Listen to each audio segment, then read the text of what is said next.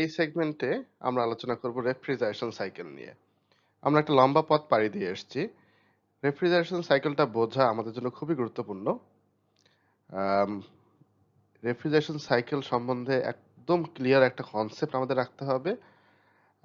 এটা এজন্য নয় যে আমরা বাসার এসি ডিজাইন করব বা বাসার এসি নিয়ে কাজ করব। আপনারা যখন চিলার বুঝতে যাবেন এবং ভ্যাপার কম্প্রেশন চিলার বুঝতে যাবেন তখন আপনাকে রেফ্রিজারেশন সাইকেলটা ভালোভাবে বুঝতে হবে। রেফ্রিজারেশন সাইকেলে একটা সলিড বেস থাকলেই আপনার এইচভ্যাক সিস্টেমে ভালো করা পসিবল। সো এই সেগমেন্টে আমরা একটু বেশি মনোযোগ সহকারে দেখব এবং রেফ্রিজারেশন সাইকেলটা পুরোপুরি বোঝার চেষ্টা করব। Let's move forward.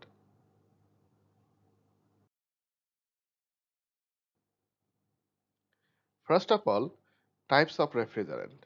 আমরা যেসব রেফ্রিজারেন্ট ইউজ করছি সেগুলো কোনটা কি টাইপের। প্রথমে হলো অর্গানিক রেফ্রিজারেন্ট, যেটা হলো এনভায়রনমেন্টে already available, like ammonia. Ammonia হলো একটা রেফ্রিজারেন্ট যেটা অর্গানিক রেফ্রিজারেন্ট। পানিকেও আমরা রেফ্রিজারেন্ট হিসাবে ইউজ করি। পানি হলো আমাদের organic refrigerant. Carbon die oxide, এটা হলো আপনার অর্গানিক রেফ্রিজারেন্ট। তো এই সব রেফ্রিজারেন্টগুলো কোড দেওয়া আছে। পানির যেটা আপনার রেফ্রিজারেন্ট কোড সেটা হলো R718। এরপরে আমরা পাচ্ছি এজিওট্রপস R502 এবং R507, খুব কম ইউজ করা হয়। হাইড্রোকার্বনগুলো আপনার refrigerant like ethane, propane, isobutane, খুব একটা সচরাচর এগুলো ইউজ করা হয় না। সিএফসি ব্যান্ড হয়ে গেছে, এরকম কিছু রেফ্রিজারেন্ট R11, R12 এগুলো এখন আমরা ইউজ করছি না। আপনার ওজোন লেয়ার ক্ষতি করে, সেজন্য এটা ব্যান করা হয়েছে অনেক আগেই। হাইড্রোক্লোরোফ্লুরোকার্বন, এটাও আমরা এখন আর ইউজ করি না, এটা নিষিদ্ধ করা হয়েছে R22 গ্যাস। হাইড্রোফ্লোরোকার্বন HFC এখন বেশি ইউজ করা হচ্ছে। R32 গ্যাস, R134 এই গ্যাসগুলো বা এই রেফ্রিজারেন্টগুলো আমরা সচরাচর ইউজ করে থাকতেছি এখন। তো প্রেজেন্টলি আমরা দেখব ইন মোস্ট সিনারিওতে অ্যামোনিয়া অ্যান্ড ওয়াটার, R32 এবং R134 এই রেফ্রিজারেন্টগুলো বেশি ইউজ আমরা দেখব আমাদের পুরো কোর্স জুড়ে।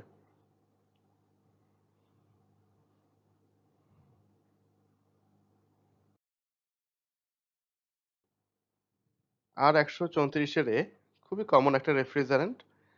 তো আসেন এই রেফ্রিজারেন্টের সাথে একটু পরিচিত হয়ে নেই। বয়লিং পয়েন্ট হলো -26.1 ডিগ্রি সেন্টিগ্রেড, যেখানে কিনা পানির বয়লিং পয়েন্ট হলো আমরা সবাই জানি অ্যাটমসফিয়ারিক প্রেসারে 100 ডিগ্রি সেন্টিগ্রেড। তার মানে এই পার্টিকুলার রেফ্রিজারেন্টটা অ্যাটমসফিয়ারিক প্রেসার কন্ডিশনে গ্যাসিয়াস ফর্মে থাকবে। অটো ইগনাইশন টেম্পারেচার, যখন নিজে নিজে বিস্ফোরিত হবে, সেই টেম্পারেচারটা হলো 770 ডিগ্রি সেন্টিগ্রেড। পানিতে আমরা এরকম কিছু পাচ্ছি না। Ozone layer depletion level 0, ozone লেয়ারের কোনো ক্ষতি করবে না, পানিও ওজোন লেয়ারের কোনো ক্ষতি করে না। সলিবিলিটি ইন ওয়াটার, পানির মধ্যে খুব সহজে এটা মিশ্রিত হয় না, অনলি 0.11%। আর পানি তো পানির মধ্যে 100% মিশ্রিত হবে, তো এটা আসলে এখানে প্রযোজ্য না 100%। ক্রিটিক্যাল টেম্পারেচার হলো 122 ডিগ্রি সেন্টিগ্রেড। সিলিন্ডারে যখন রাখি তখন সিলিন্ডারের কালার কোডটা হলো লাইট ব্লু এবং গ্লোবাল ওয়ার্মিং পটেনশিয়াল হলো 1200। তো এটা বয়লিং পয়েন্ট আমরা জানলাম, যেটা কিনা আমাদের যখন রেফ্রিজারেশন সাইকেল আমরা ইউজ করব তখন এটা আমাদেরকে বুঝতে হেল্প করবে।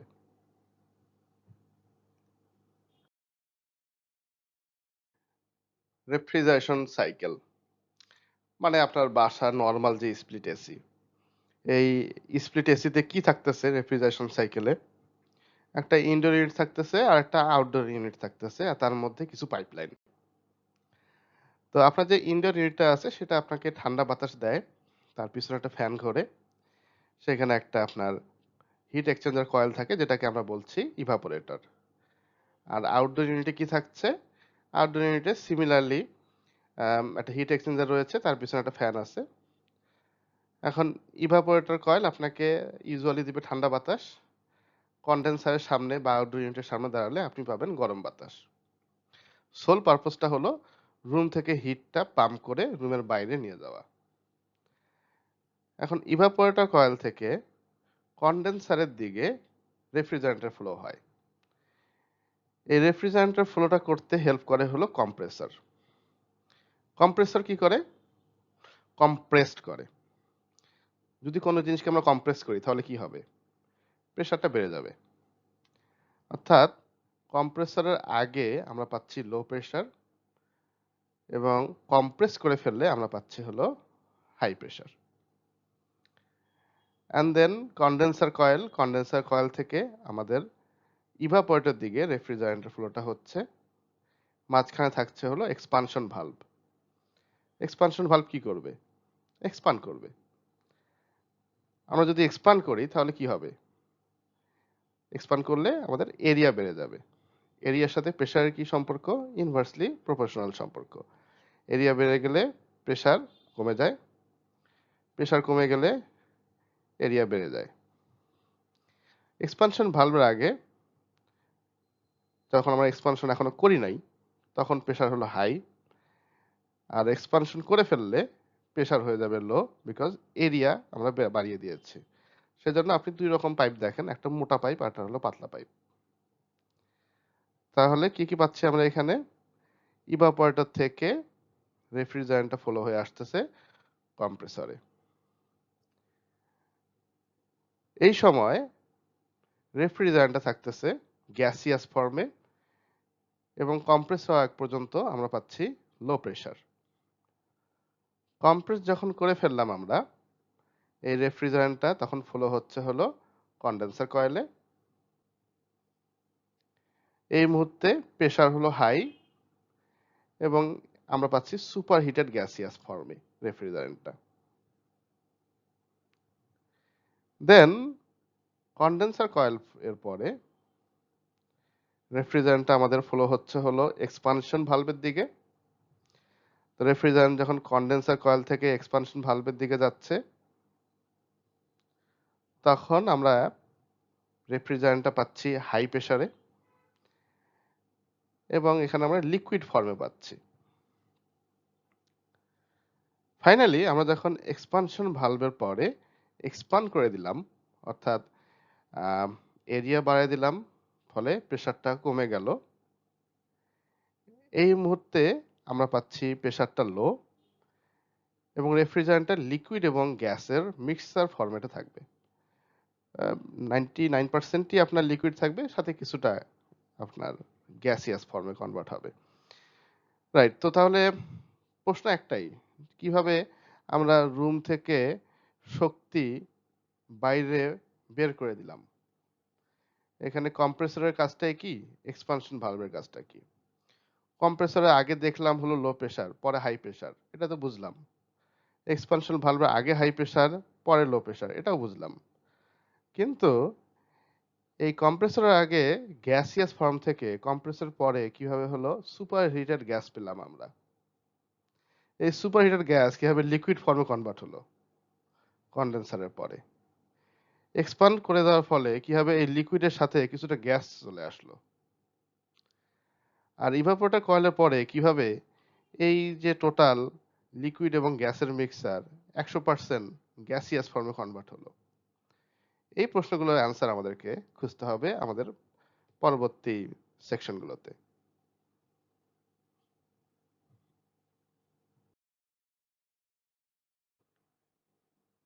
পুরো জিনিসটা বোঝার জন্য আমাদের বেশ কয়েকটা প্রশ্নের অ্যান্সার খুঁজতে হবে।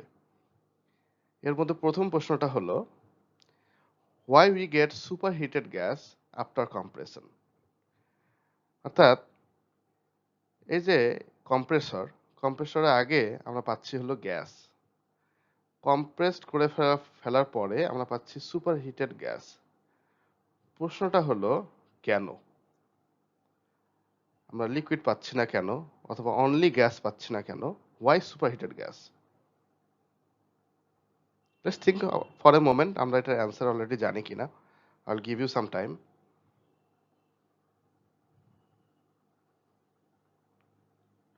আমরা কম্প্রেস করার ফলে কিভাবে সুপার হিটেড গ্যাস পাচ্ছি? এটার অ্যান্সার আমরা অলরেডি জানি কিনা।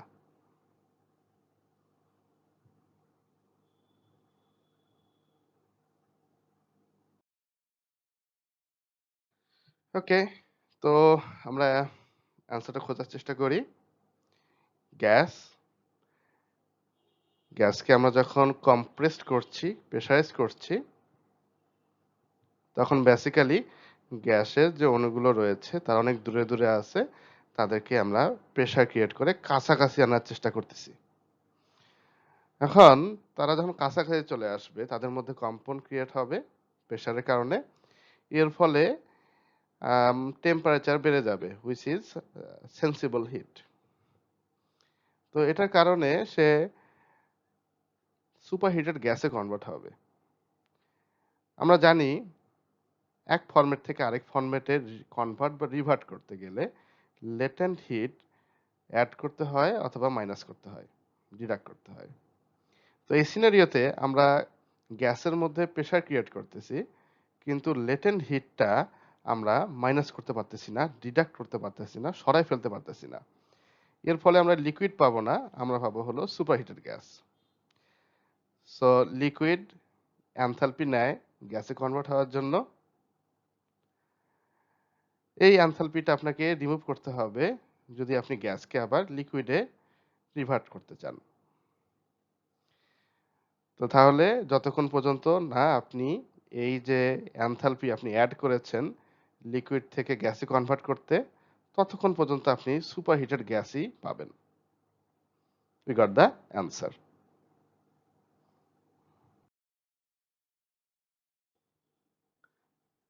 আমাদের এর পরের প্রশ্নটা হলো সুপারহিটেড গ্যাস কিভাবে লিকুইডে কনভার্ট হয়। রিমেম্বার, আমরা এর আগে বলছিলাম যে সুপারহিটেড গ্যাস পাচ্ছি বিকজ আমরা লেটেন্ট হিটটা রিমুভ করতে পারি নাই। তো আমরা যখন রেফ্রিজারেন্টটাকে এই কন্ডেন্সার কয়েলের ভিতর দিয়ে নিয়ে যাব, তখন কন্ডেন্সার কয়েলে কি হবে? কন্ডেনসেশন হবে। এবং কন্ডেনসেশন কেন হবে? আপনি বাইরের অ্যাটমসফিয়ারের যে অপেক্ষাকৃত ঠান্ডা বাতাসটা আছে, সেই বাতাসটা এই রেফ্রিজারেন্টের যে কয়েল আছে বা কন্ডেন্সার কয়েল আছে, এই কন্ডেন্সার কয়েলের থ্রুতে পাস করবেন, তখন রেফ্রিজারেন্টটা কন্ডেনসেশন হবে। কন্ডেনসেশন হয়ে সে স্যাচুরেটেড হয়ে লিকুইড রেফ্রিজারেন্টে কনভার্ট হবে। তো আমরা আমাদের সেকেন্ড প্রশ্নের অ্যান্সারটা পেয়ে গিয়েছি, কিভাবে আমাদের সুপারহিটেড গ্যাস লিকুইডে কনভার্ট হলো।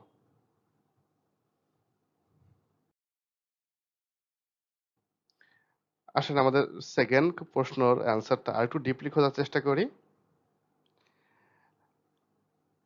আমাদের এখানে কি হচ্ছে, কম্প্রেসর থেকে ভেরি হাই প্রেসারে সুপারহিটেড গ্যাসটা কন্ডেন্সার কয়েলে আসছে।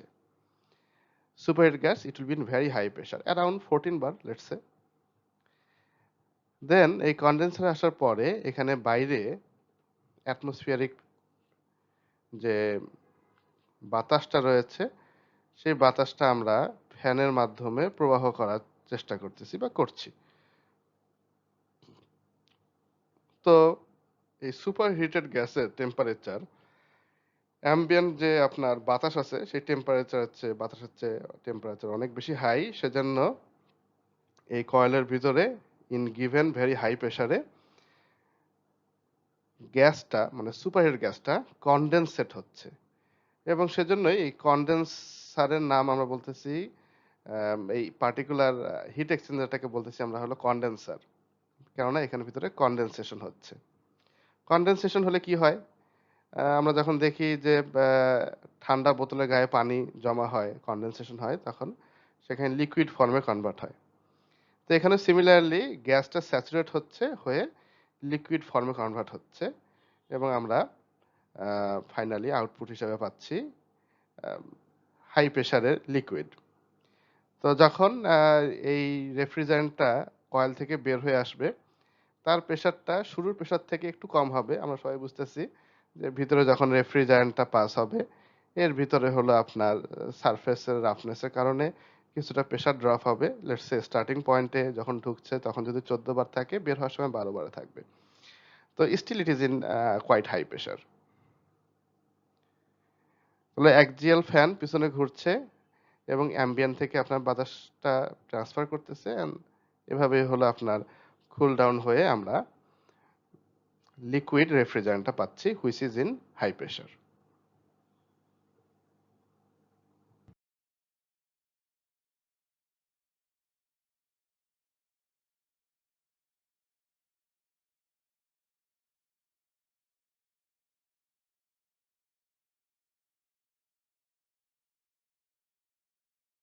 রাইট, দানে দানে তিন দান।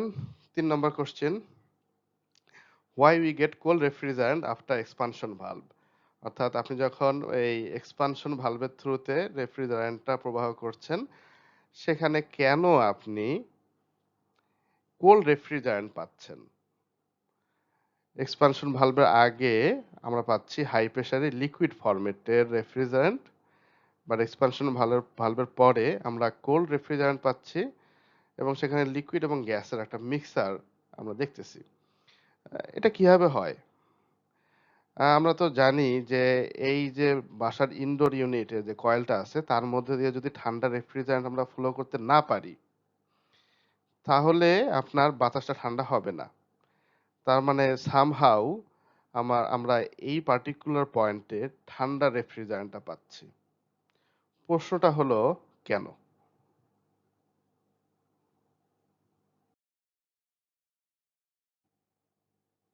দেখুন, এই প্রশ্নের অ্যান্সারটা কিন্তু আমরা অলরেডি আমাদের এর আগের সেগমেন্টে পেয়ে গিয়েছি।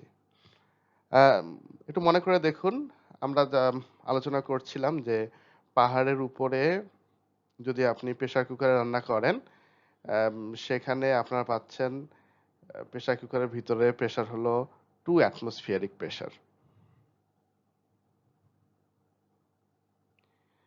তো প্রেসার কুকারের বাইরে কত প্রেসার আছে এখানে রিলেভেন্ট না, প্রেসার কুকারের ভিতরে কত প্রেসার আছে এটা রিলেভেন্ট।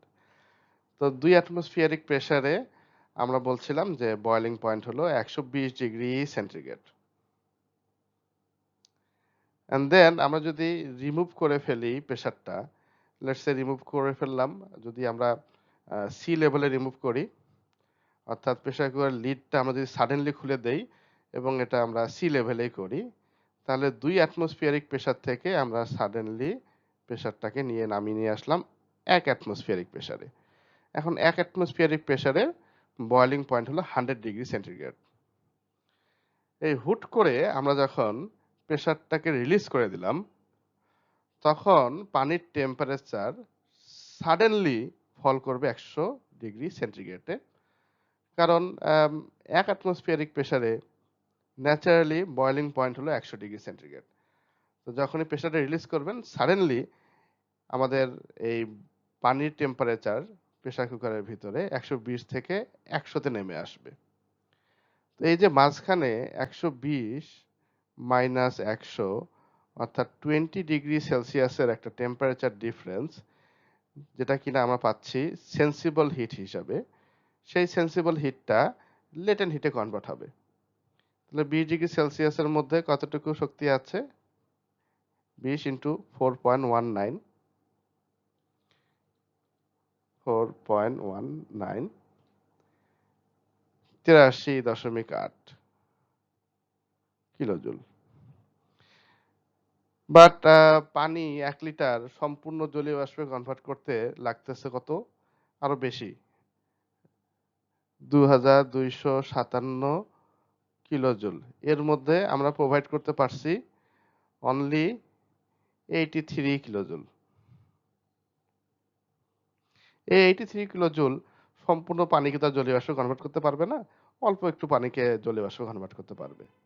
তো সেজন্য আফটার দিস এক্সপানশন আমরা দুটো জিনিস হচ্ছে, একটা হলো পানির টেম্পারেচারটা ফল করতেছে, আর একটা হলো এর ভিতরে জলীয় বাষ্প এবং পানি আমরা দুটাই পাচ্ছি when comes to ওয়াটার। কিন্তু এখানে তো আপনি পানি ইউজ করতেছেন না, এখানে আপনি ইউজ করতেছেন হলো আর 134 গ্যাস। তো এখন আর 134 গ্যাসের বয়লিং পয়েন্টটা আরো লো। তো তো তার যে বয়লিং পয়েন্ট হবে ওই প্রেসারে, সেই বয়লিং পয়েন্টে আপনার টেম্পারেচারটা যাবে।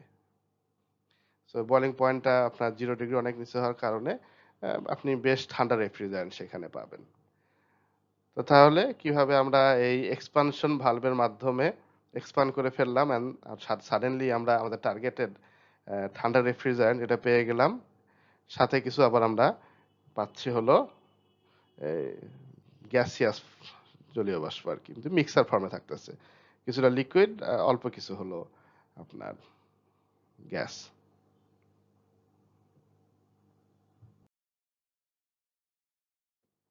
সবার শেষের প্রশ্ন, 4 নম্বর প্রশ্ন। 4 নম্বর প্রশ্নটা খুবই সিম্পল। প্রশ্নটা হলো কিভাবে আমরা এই লো প্রেসার রেফ্রিজারেন্ট যেটা কিনা লিকুইড স্টেটে আছে সেটাকে পুরোপুরি গ্যাসিয়াস ফর্মে কনভার্ট করছি বা হচ্ছে। এবং প্রশ্নটাকে যদি একটু ঘুরায় বলি তাহলে কিভাবে এই লিকুইড রেফ্রিজারেন্ট কোন সোর্স থেকে লেটেন্ট হিট সংগ্রহ করছে এবং লেটেন্ট হিট সংগ্রহ করে গ্যাসিয়াস ফর্মে কনভার্ট হচ্ছে। এই লেটেন্ট হিটের সোর্সটা কি একটু চিন্তা করে দেখুন তো, এই সোর্সটা কি হতে পারে?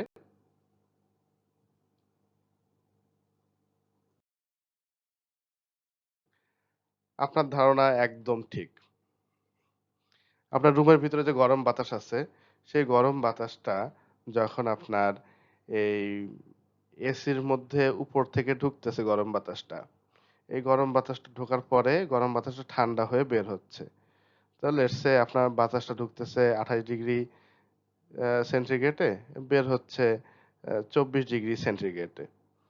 তো তাহলে এই যে একটা del theta around 4 degree centigrade, এই ডেল থেটা যাচ্ছে কই? এই সেন্সিবল হিটটা, এই সেন্সিবল হিটটা ওই যে রেফ্রিজারেন্টের যে কয়েল আছে, এই ঠান্ডা রেফ্রিজারেন্টের কয়েলের ভিতরে লিকুইড রেফ্রিজারেন্টের সংস্পর্শে যাচ্ছে এবং সেই লিকুইড রেফ্রিজারেন্টটাকে এই পার্টিকুলার সেন্সিবল হিটটাকে লেটেন্ট হিটে কনভার্ট হচ্ছে। অর্থাৎ আলটিমেটলি এই আপনার লিকুইড হিসাবে যদিও ঢুকতেছে রেফ্রিজারেন্টটা, বের হওয়ার সময় আপনার গ্যাসিয়াস ফর্মে কনভার্ট হচ্ছে। অর্থাৎ রুমের ভিতরে যে গরম বাতাসটা সেটাই হলো আপনার লেটেন্ট হিটের সোর্স। সেই লেটেন্ট হিটটা নিয়েই আপনার রেফ্রিজারেন্টটা গ্যাসিয়াস ফর্মে কনভার্ট হয়ে যাচ্ছে। Very simple, right?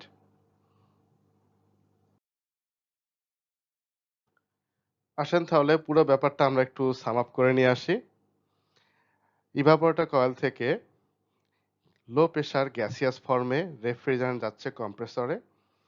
কম্প্রেসরে যে গ্যাসটা কম্প্রেসড হচ্ছে এবং কম্প্রেসড হওয়ার পরে সে হাই প্রেসার সুপারহিটেড গ্যাসে পরিণত হচ্ছে। যেহেতু কম্প্রেসরের পরে আমরা সেন্সিবল হিটটা রিমুভ করতে পারছি না, সেজন্য এখানে আমাদের টেম্পারেচারটা বেড়ে যাচ্ছে গ্যাসের, আমরা লিকুইড অবস্থায় পাচ্ছি না গ্যাসটাকে। এই সুপারহিটেড গ্যাস যখন কন্ডেন্সার কয়েলের ভিতর দিয়ে পাস করছে তখন সেটা ঠান্ডা হচ্ছে, ঠান্ডা হয়ে লিকুইড ফর্মে কন্ডেনসেট হয়ে যাচ্ছে। অ্যান্ড এই কন্ডেনসেট লিকুইড রেফ্রিজারেন্ট যখন এক্সপানশন ভালভের থ্রুতে এক্সপান্ড হচ্ছে তখন আমরা লো প্রেসারের, যেহেতু এক্সপান্ড হচ্ছে প্রেসার লো হয়ে যাচ্ছে, লো প্রেসারে ঠান্ডা রেফ্রিজারেন্ট পাচ্ছি যেখানে লিকুইড থাকছে মোস্টলি এবং থাকছে কিছুটা গ্যাস। এই লিকুইড এবং গ্যাসের যে মিক্সচারটা আছে সেটা ইভাপোরেটর কয়েল এর ভিতর দিয়ে যখন পাস করবে তখন সে ইভাপোরেট হবে। ইভাপোরেট হওয়ার জন্য শক্তিটা আসবে হলো আপনার রুমের যে সেন্সিবল হিট সেখান থেকে, এবং এর ফলে আপনার এই লিকুইড ফর্মেট বা লিকুইড স্টেট থেকে সে পুরোটাই গ্যাসিয়াস স্টেটে যাবে, গ্যাসিয়াস ফর্মে কনভার্ট হবে। এই সাইকেলটা চলতেই থাকবে এবং রুম থেকে আপনার শক্তি আলটিমেটলি রুমের বাইরে চলে যাবে। দিস প্রসেস ইজ এটা ক্লোজ লুপ। তো চলতেই থাকবে, ঘুরতে থাকবে, গ্যাসটা লুপ থেকে বের হবে না। আর আপনি অনবরত ঠান্ডা বাতাস ভিতরে পেতেই থাকবেন, সামনে দাঁড়ায় থাকলে গরম বাতাস পেতে পারবেন, ওখানে কাপড় চোপড় নেড়ে দিলে তাড়াতাড়ি কাপড় শুকাবে। বাট ডোন্ট ডু দ্যাট, কাছাকাছি কাপড় নাড়বেন না, এটা খুব একটা ওয়াইজ হবে না আর কি।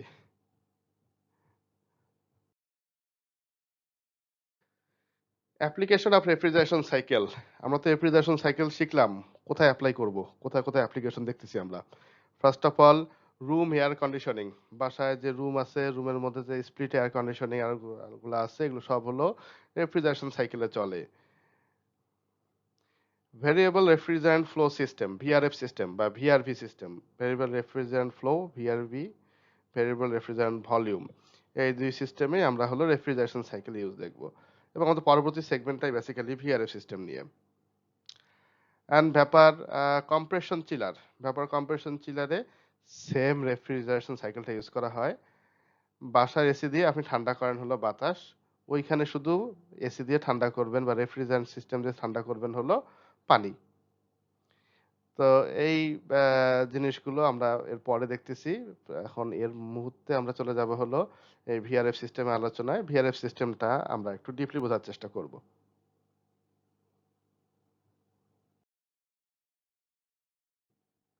আমরা একটা লম্বা পথ পাড়ি দিয়ে এসেছি এবং এই রেফ্রিজারেশন সাইকেলটা বোঝার জন্য এর আগে আমরা বেশ কিছু সাপোর্টিভ সেগমেন্টের সাহায্য নিয়েছি। মেক শিওর দ্যাট আপনি রেফ্রিজারেশন সাইকেলটা খুব ভালোভাবে বোঝেন।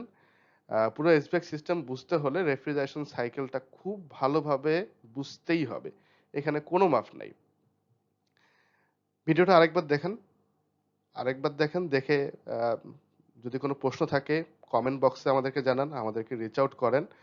But whatever you do, make sure that আপনি রেফ্রিজারেশন সাইকেলটা খুব ভালোভাবে বুঝেছেন।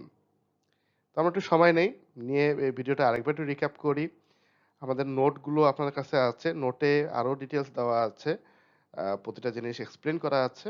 তো সেই নোটগুলোর হেল্প নেন। বাট নেক্সট সেগমেন্টে যাওয়ার আগে অবশ্যই মেক শিওর করেন যে রেফ্রিজারেশন সাইকেলটা আপনি খুব ভালোভাবে বোঝাচ্ছেন, এখানে আপনার কোনো ডাউট নাই।